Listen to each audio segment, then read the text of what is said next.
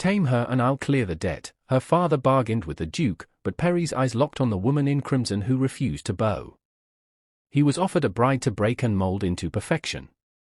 Instead, he found the brilliant mind behind the pamphlets threatening to dismantle his entire world. What made the Duke of Malmsbury realize that destroying her would destroy the only woman who could ever be his equal? Hello, lovely. If you're drawn to stories where enemies become lovers and rebellion ignites passion, you're in for an unforgettable journey.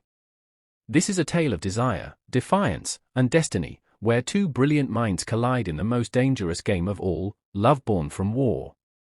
In the shadows of Regency England, a duke sworn to uphold order meets a rebel lady determined to shatter it. She writes the words that could topple his world. He holds the power that could silence her forever. But when forced proximity turns hatred into obsession, they'll discover that the line between enemy and lover is thinner than the edge of a blade. Can respect be forged from conflict? Can a duke obsessed with control surrender to the one woman who refuses to be ruled? This is their story, a battle of wills where surrender might be the only path to victory. Before we begin, don't forget to like this video, hit subscribe, and comment where you're watching from. Now, let's get started. The carriage rattled to a stop before Malmsbury House, and Lady Zenobia Glass stepped onto the cobblestones with the grace of a woman walking to her own execution. The estate loomed above her, all grey stone and iron gates, a fortress built to contain rather than welcome. Her crimson dress seemed almost obscene against the colourless facade, a splash of defiance in a world determined to bleach her into submission. Inside, the Duke of Malmsbury waited in his library, a room that smelled of leather, tobacco, and absolute authority. Peregrine Gaunt stood by the window, watching her approach with the detached interest of a man inspecting livestock. Her father had promised him a tamed creature, broken by scandal and desperate for salvation. What he saw was a woman whose spine remained unbowed despite the weight of ruin pressing down on her family's name. "Your Grace," she said, her curtsy barely deep enough to avoid insult. "Lady Zenobia." His voice was winter itself, cold, precise, unforgiving. "Your father assures me you understand the terms of our arrangement." "I understand that my family's lives are the price of my obedience." She met his gaze without flinching. "Though I wonder, Your Grace, if you truly believe a woman can be owned like one of your prized stallions." A flicker of something dangerous crossed his features. Interest, perhaps. Or irritation. "I believe a woman of intelligence would recognize when she has no choice. And I believe a man of intelligence would question why he needs to trap a wife rather than earn one." The silence that followed was sharp enough to draw blood. Perry moved closer, circling her like a predator assessing prey, and that's when he saw it, the ink stain on her right hand. Small. Nearly invisible. But unmistakable to a man who had studied every seditious pamphlet that crossed his desk. His eyes narrowed. "Tell me, Lady Zenobia, do you read?" "Only what's permitted, Your Grace." "And do you write?" Her hesitation lasted barely a heartbeat, but it was enough. Perry's hand shot out, gripping her wrist and turning it toward the light.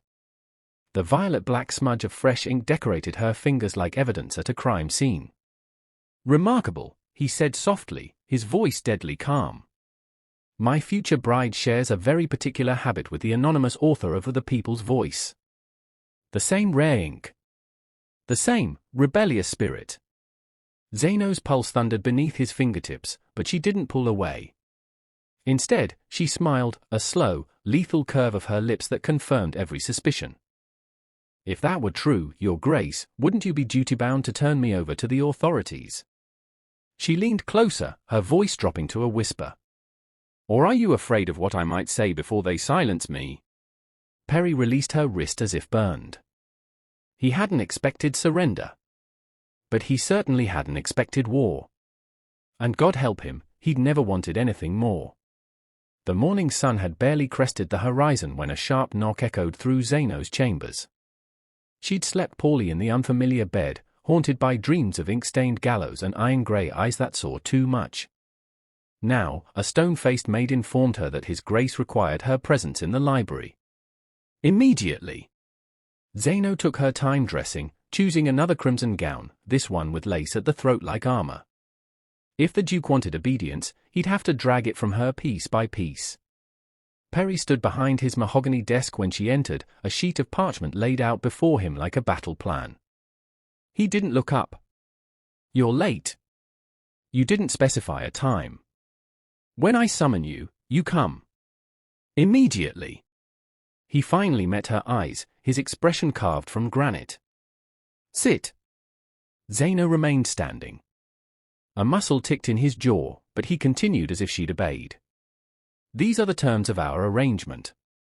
You will attend every social function at my side, dressed appropriately, which means no more crimson proclamations.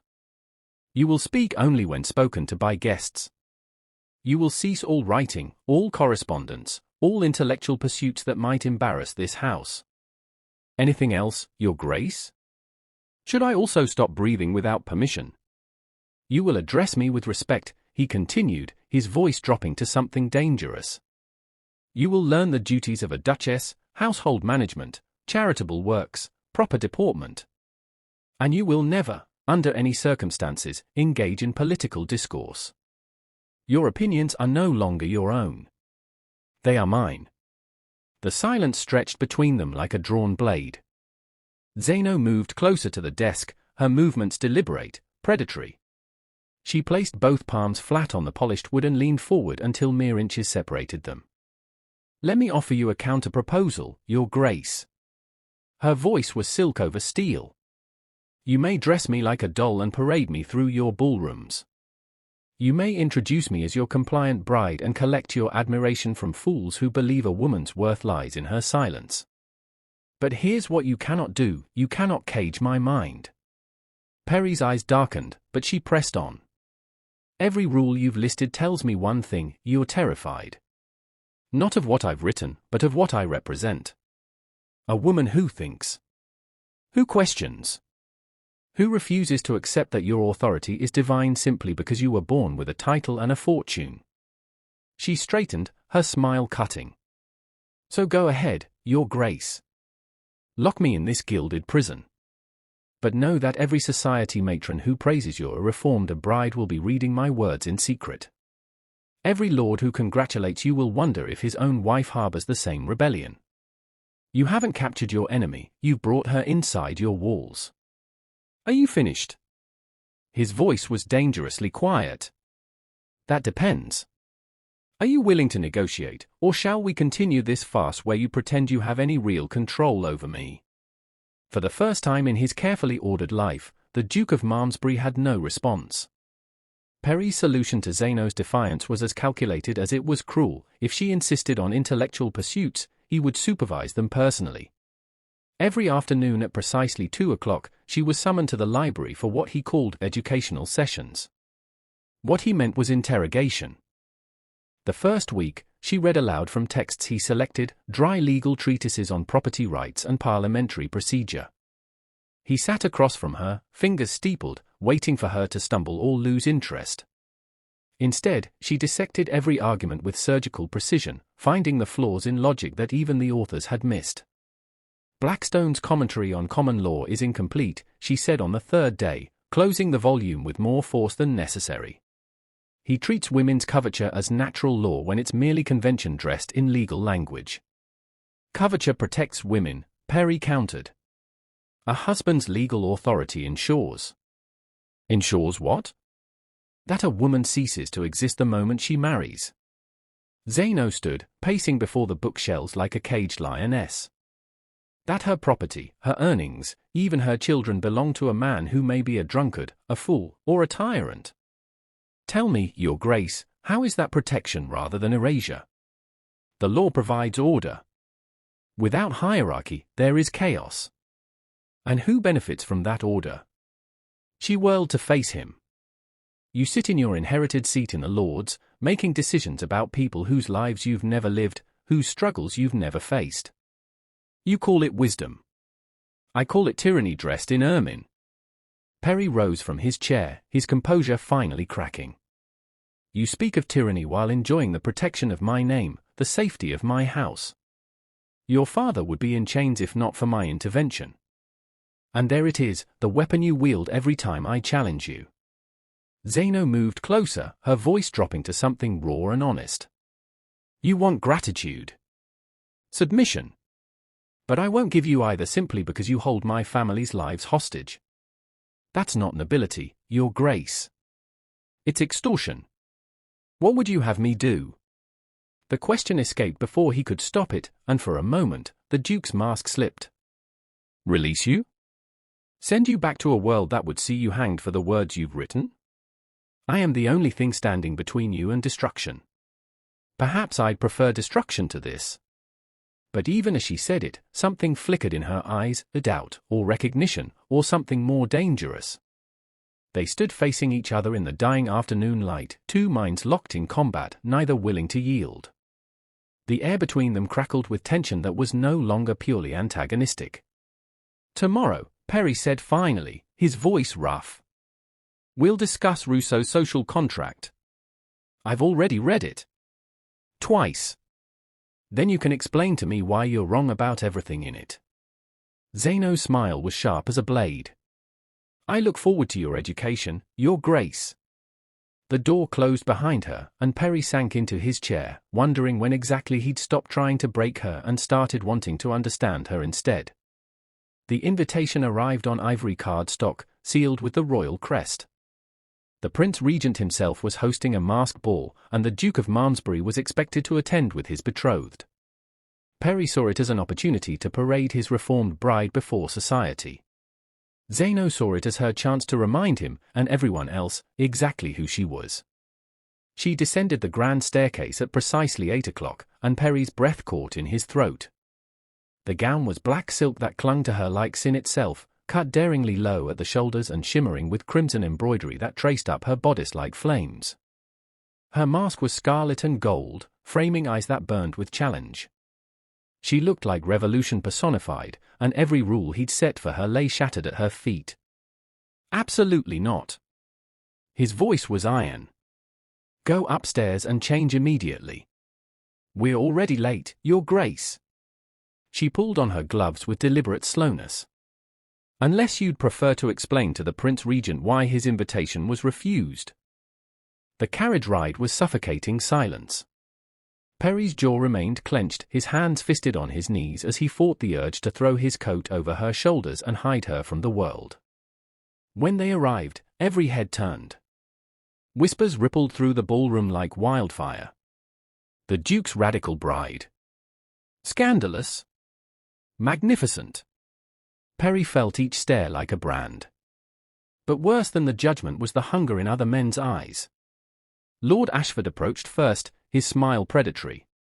Lady Zenobia, you are a vision. Might I request the honor of a dance? The lady's card is full, Perry interjected, his voice cutting. Actually, Zeno began. His hand closed around her wrist, firm but not painful. It's full. Ashford retreated, but others circled like wolves. Young Lord Hartley. The Earl of Somerset. Even the Prince Regent's own nephew approached, clearly captivated by the woman who dared to wear rebellion like diamonds. Perry endured it for exactly 1 hour before his composure shattered. When he saw Lord Whitmore lean close to whisper something that made Zeno laugh, actually laugh, bright and genuine in a way she'd never laughed with him, something dark and possessive unfurled in his chest. He crossed the ballroom in 6 strides, his hand settling on the small of her back with unmistakable ownership. My dance, I believe. I don't recall you asking. I'm not asking. He swept her onto the floor before she could protest, one hand at her waist, the other capturing hers. The waltz was intimate, demanding, and Perry pulled her closer than propriety allowed. You're making a spectacle, she whispered. You made yourself a spectacle the moment you descended those stairs. His eyes burned behind his mask. What were you thinking? I was thinking that I'm tired of being your prisoner. Is that what you believe you are? His voice dropped, rough with something he couldn't name. Because watching every man in this ballroom imagine touching you makes me want to burn the place down. Zeno's steps faltered. Your Grace. Perry. The word came out raw. When we're alone, call me Perry.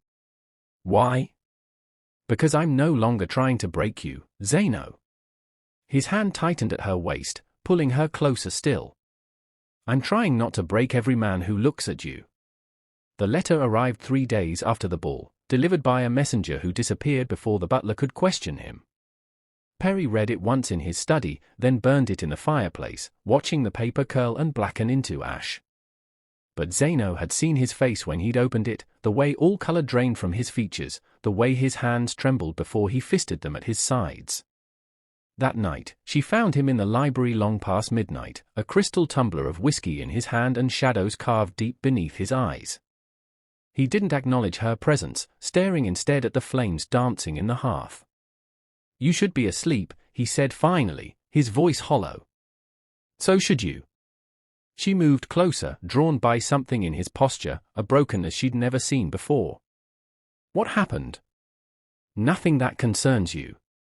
Perry. His name felt strange on her tongue, intimate. What happened? He drained the whiskey, then poured another with hands that weren't quite steady. My brother is threatening to contest my title. Claims our father's will was signed under duress, that I manipulated a dying man to secure my inheritance. A bitter laugh escaped him. He's not entirely wrong. Zeno sank into the chair across from him, her own anger forgotten. Tell me. Why should I? So you can use it as ammunition in our little war.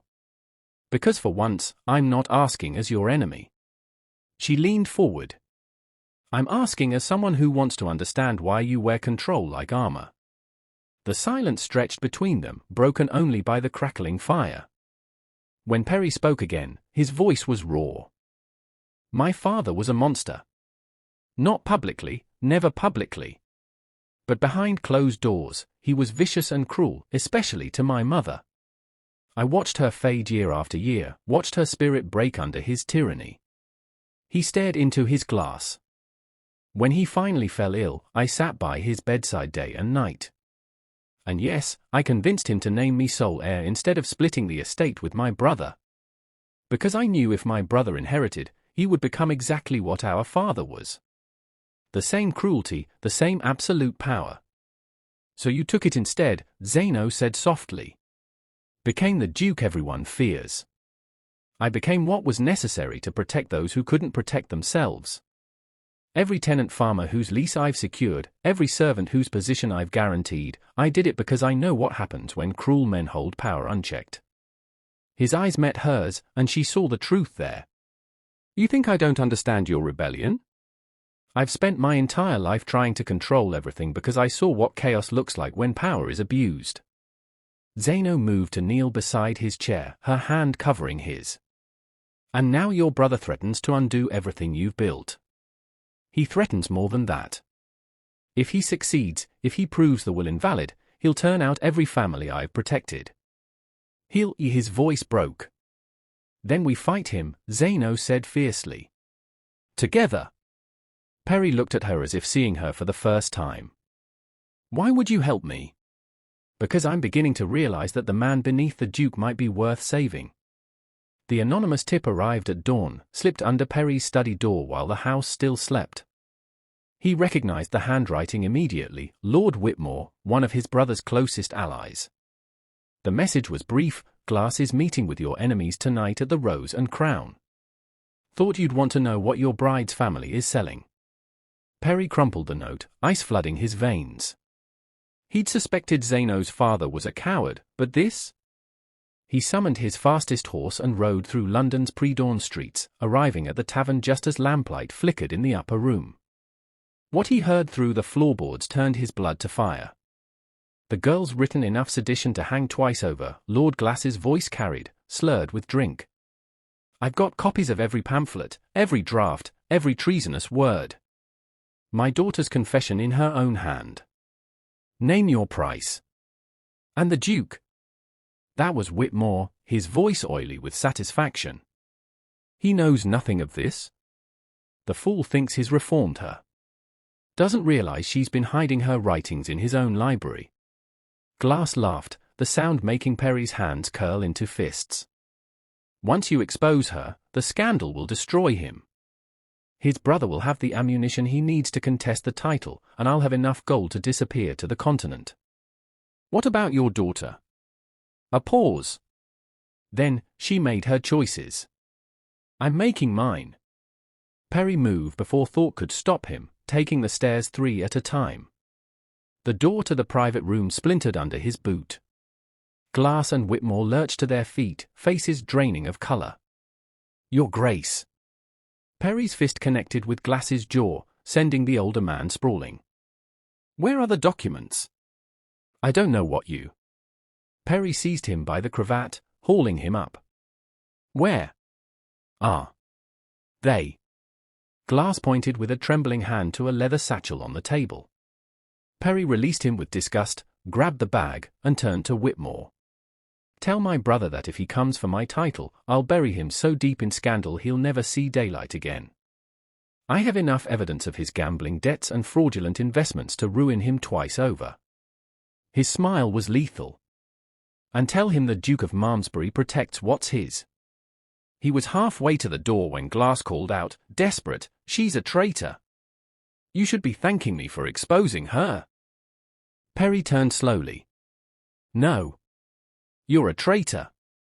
To your daughter, to your family, to every principle you claim to hold. He lifted the satchel. And you've just lost your only leverage.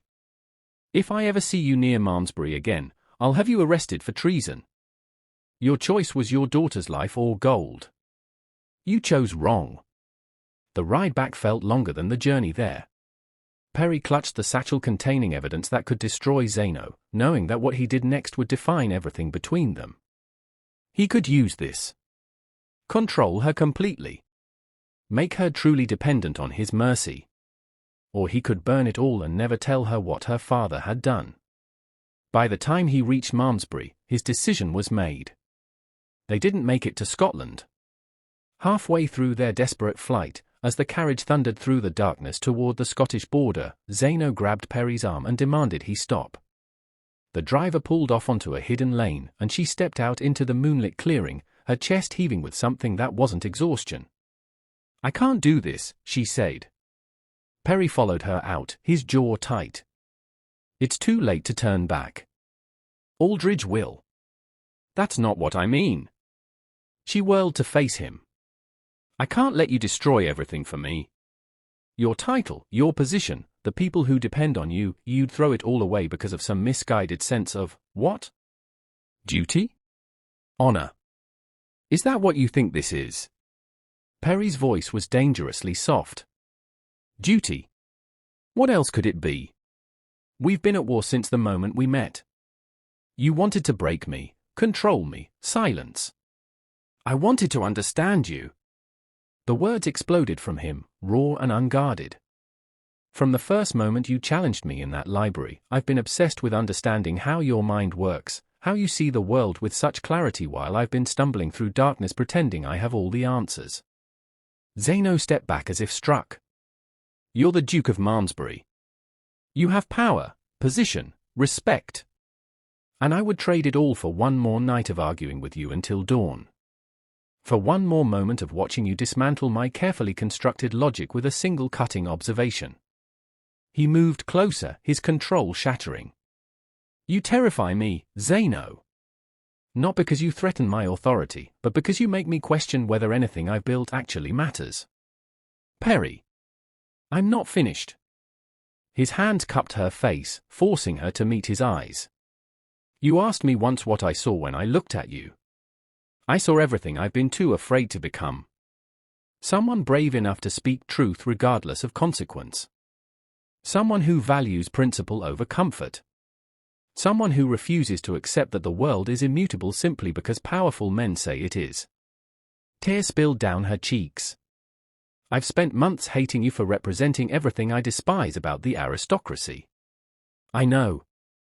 But somewhere between our battles in the library and tonight, that hatred transformed into something I don't know how to name.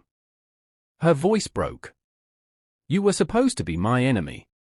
The embodiment of everything wrong with this broken system. Instead, you're the only person who's ever truly seen me. Then see me, Perry whispered, his forehead resting against hers. See the man who stops breathing when you enter a room. Who lies awake memorizing the cadence of your arguments because your voice is the only thing that makes sense anymore? Who would rather be ruined with you than celebrated without you? This is madness. Then let's be mad together. His lips hovered inches from hers. Tell me you feel nothing, and I'll take you to Scotland. I'll disappear from your life and let you be free. But if you feel even a fraction of what I... She kissed him. It wasn't gentle or tentative. It was years of suppressed passion igniting all at once, two opposing forces colliding and discovering they were always meant to combine rather than destroy. His hands tangled in her hair, hers gripped his coat, and for the first time since they'd met, there was no pretense between them. Only truth. They returned to London at dawn, not as fugitives, but as warriors prepared for battle. Perry's plan was audacious and possibly suicidal, but it was the only path forward that didn't require either of them to surrender who they were. You're certain about this? Zeno asked as their carriage approached Westminster. Her hand trembled slightly in his. I've never been more certain of anything. Perry lifted her hand to his lips. Show them who you are. I'll handle the rest. The House of Lords fell silent when Perry entered with Zeno at his side. Viscount Aldridge sat in the gallery, smugness radiating from every pore. He'd clearly expected Perry to arrive alone, disgraced and desperate. Instead, the Duke of Malmsbury walked with the confidence of a man who'd already won. My lords, Perry's voice rang through the chamber. Viscount Aldridge has brought serious accusations before this body. He claims my betrothed is the author of seditious materials designed to undermine the crown and destabilize our social order. I am here to confirm that these accusations are true. Gasps erupted. Aldridge's smile widened. But Perry continued. Lady Zenobia Glass is indeed the author of The People's Voice. And I stand before you today not to apologize for her work, but to commend it. The chamber exploded into chaos. Lords shouted over each other, demanding order, calling for Perry's immediate censure. But he raised his hand, and something in his bearing commanded silence. For months, I've read every word she's written. And while her methods were unorthodox, her observations are undeniable. Our system is broken. The gap between the powerful and the powerless grows wider each year. We pass laws that benefit ourselves while claiming to serve the people, and we wonder why revolution whispers at our borders. He turned to Zeno, his eyes blazing with pride. This woman dared to speak truth when the rest of us were too comfortable in our privilege to acknowledge it. This is outrageous. Aldridge shot to his feet. The Duke has clearly been compromised by his association with this radical. I invite Lady Zenobia to speak for herself, Perry interrupted. If her ideas are truly so dangerous, then let this body judge them on merit rather than prejudice. Every eye turned to Zeno. She stood, her crimson dress aflame against the sea of dark robes, and walked to the center of the chamber. Her voice, when it came, was steady and clear. My lords, I do not apologize for demanding justice. I do not apologize for believing that laws should protect the vulnerable rather than entrench the powerful. And I do not apologize for refusing to remain silent simply because society deemed my voice inconvenient. She met their hostile stares without flinching. You call me a rebel. I call myself a patriot. Because true loyalty to England means fighting to make her better, not defending her worst impulses. You speak treason, someone shouted. I speak truth. And if that terrifies you, perhaps you should examine why. Lord Rothschild, one of the eldest peers, rose slowly. And what would you have us do, Lady Zenobia? Dismantle centuries of tradition because a woman finds them inconvenient. I would have you remember that tradition without evolution is merely repeated failure. She gestured to the gathered lords. You pride yourselves on wisdom and experience, yet you refuse to listen to half the population. You claim to represent the people while knowing nothing of their struggles. Change is coming, my lords. The only question is whether you'll guide it with wisdom or be swept away by its tide. The silence that followed was deafening. Then Perry stepped forward, his hand finding Zeno's. I move that this body form a commission to review Lady Zenobia's proposals. Not to silence her, but to engage with her ideas as they deserve. Seconded, came a voice from the back. Then another. And another. Aldridge's face turned purple with rage, but he'd lost. The rebel lady had spoken, and the lords, at least some of them, had listened. 3 months later, Zeno stood in the same library where their war had begun, but everything had changed. The commission Perry had proposed was now reality, and her carefully researched proposals on workers' rights and legal reform sat on the desks of men who'd once dismissed her as a radical troublemaker. Some still did. But others, enough others, were listening. Perry entered carrying 2 glasses of wine, his cravat loosened and his formal coat discarded. He looked less like the Iron Duke and more like the man she'd discovered beneath all that armor, brilliant, passionate, and unafraid to question everything he'd once believed. Lord Rothschild sent word, he said, handing her a glass. He's supporting your education reform proposal. That makes 7 votes in favor. We need 12 for passage. We'll get them. He pulled her close, his arms wrapping around her waist. You've already achieved the impossible, you made those stubborn fools consider that their way isn't the only way. Zeno leaned into him, marveling at how natural this had become. Our way, you mean? You've sacrificed as much as I have for this. I've sacrificed nothing. I've gained everything. Perry's hand slipped into his pocket, withdrawing a small iron key on a velvet ribbon. Which brings me to something I've been meaning to give you. She recognized it immediately, the master key to Malmsbury House, the symbol of ultimate authority over the estate. Perry. Before you argue, listen. He placed the key in her palm, closing her fingers around it. When I inherited this title, I believed control was the same as responsibility. I thought if I could just manage everything perfectly, maintain absolute order, I could prevent the kind of cruelty my father inflicted. But you showed me that true strength isn't about control, it's about partnership. Tears pricked her eyes. You don't need to give me this. Yes, I do. Because this house, this title, this life, it means nothing without you as my equal partner in it. Not my duchess standing decoratively at my side, but my collaborator, my conscience, my co-conspirator in remaking this broken world into something better. He brushed a tear from her cheek. Marry me, Zeno. Not because your father offered you as payment for a debt, but because I cannot imagine facing another battle, political or personal, without you beside me. She laughed through her tears, the sound bright and free. We're already betrothed, you impossible man. That was an arrangement. This is a choice. His eyes held hers with an intensity that stole her breath. Choose me. Not the Duke. Not the title. Just Perry, the man who loves you more than order, more than reputation, more than his own carefully constructed world. You know what society will say. The Iron Duke, brought low by his radical wife. Let them talk. I've discovered something far more valuable than their approval. He kissed her forehead, her cheeks, finally her lips. I've discovered that loving you is the most rebellious act I've ever committed. And I intend to rebel against propriety, prejudice, and tradition every day for the rest.